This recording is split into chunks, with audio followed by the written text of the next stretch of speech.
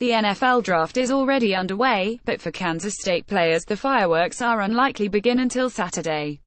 That's when DJ Reed, Byron Pringle and maybe Matthew McCrane figure to be selected.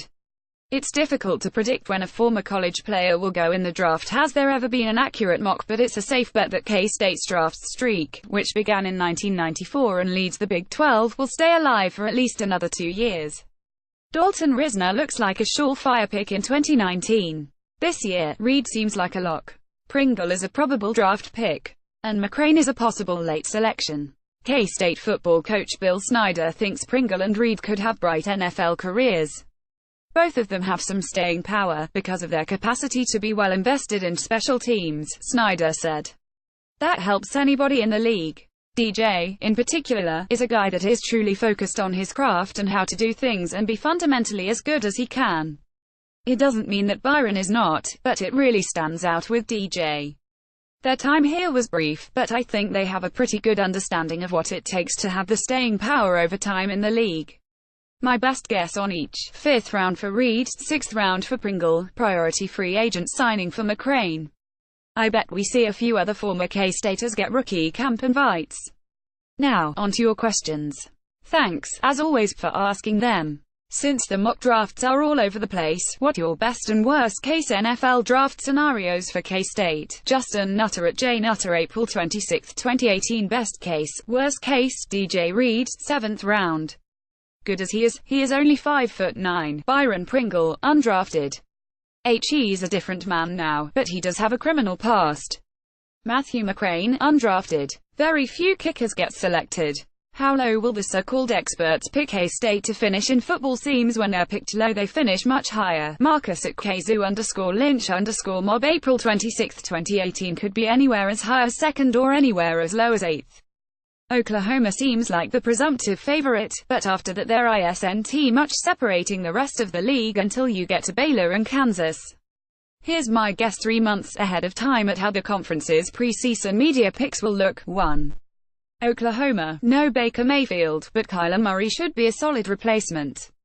And he will have lots of returning talent around him. 2. Texas, is this the year Texas returns to the upper echelon of the Big 12? Maybe. Maybe not. But the Longhorns will get the benefit of the doubt in the preseason poll. 3. West Virginia, Will Grier, David Sills and Gary Jennings are all back on offense. 4. TCU, not sure who the Frogs will pick to play QB, but they won 11 games last. 5. Iowa State, K-State could easily land here instead, but the Cyclones are coming off a breakthrough and return QB Kyle Kempt. 6. Kansas State, seems like the most likely starting point for a team that often gets overlooked and is breaking in starters at several new positions. 7. Oklahoma State, it seems crazy to rank the Cowboys this low given Mike Gundy's recent track record, but they lost a lot. 8. Texas Tech, Red Raiders seem to finally be making progress on defense. Will that be enough? 9. Baylor, should be better, but not good enough to finish higher than 9th in the preseason poll. 10. Kansas, who else? Which new coach in a new position will make the biggest impact on the football team this year? Steve Clem at Peeville Pastor, April 26, 2018. We have spent much time discussing Andre Coleman and Blake Seiler in this space. This Friday, let's shift our focus to running backs coach Eric Hickson. A former K-State player, Hickson brings a new attitude and mindset to the Wildcats backfield. Both seem to be making positive impacts. He helped convince Dalvin Warmack to stay in Manhattan and, if the hype is true, bring along Mike McCoy. The biggest change: our reads and our mentality are different, running back Alex Barnes said. Last year, we were taught more to stay lateral and kind of feel out holes. This year, if there is a hole there, take it, get downhill and get what you can. Hickson is happy with 4 yards every play. That is something he stresses. You probably hear that from him on the sideline. He is always yelling, "Give me my 4." With former offensive coordinator Dana Dimel coaching the position, K-State running backs had more overall knowledge of the offense and how plays worked. With Hickson, the focus is simply on how to gain yards. That will have an impact. Don't remember seeing it publicly.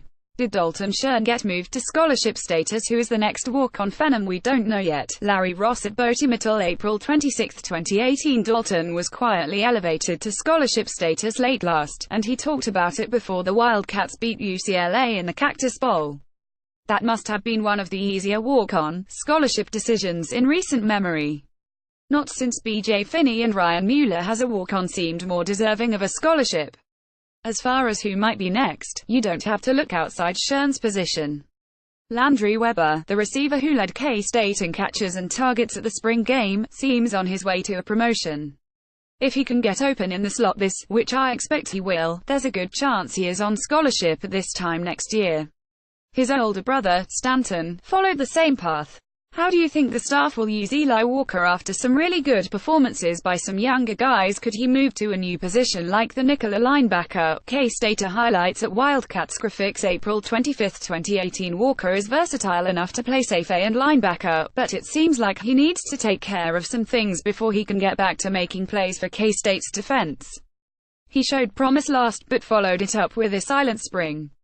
I didn't even include him in my spring depth chart. Word is HES in the proverbial doghouse. HE's got the talent to push for a starting spot, but HES got some work to do before he gets back there.